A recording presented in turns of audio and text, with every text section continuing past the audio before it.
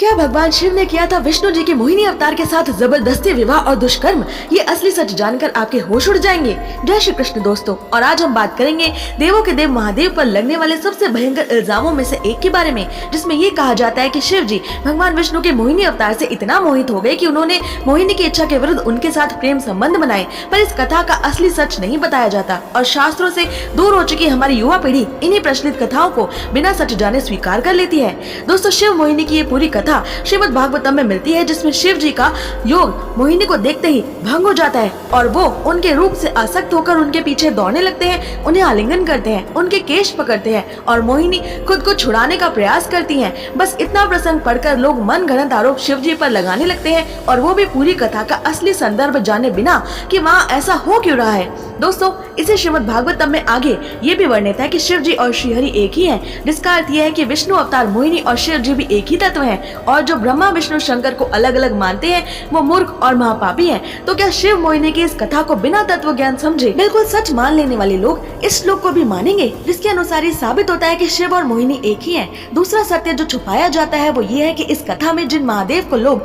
कामी और स्त्री आसक्त समझने की भूल कर रहे हैं वो वही आदि योगी शिव है, जिन पर कामदेव की शक्तियाँ भी बेअसर थी। पर जब उन्होंने श्रीहरि के मोहिनी रूप के बारे में सुना तो उन्हें ये जानने की इच्छा हुई कि क्या सच में कोई ऐसा रूप भी है जो उनका योग तब तोड़ सके। फिर शिव जी ने एक भक्त के रूप में श्रीहरि से प्रार्थना की कि मैं आपके स्त्री अवतार के दर्शन करना चाहता हूँ, जिसे सुनकर विष्णु जी गंभीर भाव से हंसे। उन्हें भी ये जानने की इच्छा हुई कि शिव जी का श्रीहरि के प्रति प्रेम अधिक है या उनका अपनी इंद्रियों पर नियंत्रण करने की शक्ति। इसलिए विष्णु जी ने मोहिनी रूप में अपनी पूरी शक्ति लगाकर महादेव को मोहित किया, और महादेव ने अपने आराध्य और प्राणों से प्यारे श्रीहरि की इच्छा का सम्मान किया और वैसे ही व्यवहार किया जैसा वो चाहते थे। इस पूरे प्रसंग के अंत में शिव जी को कोई ग्लानि नहीं हुई और उन्होंने आसानी से खुद को विष्णु जी की माया से मुक्त कर लिया, क्योंकि वो जानते थे कि ये सारी लीला विष्णु जी ने संसार के कल्याण के लिए ही की है, क्योंकि महिषी नाम की एक असुर का अंत होना बेहद जरूरी था और उसे ये वरदान था कि उसका अंत सिर्फ विष्णु जी और शिव जी का पुत्र ही कर सकेगा। शिव जी ने इसी लीला में बस विष्णु जी का साथ दिया है।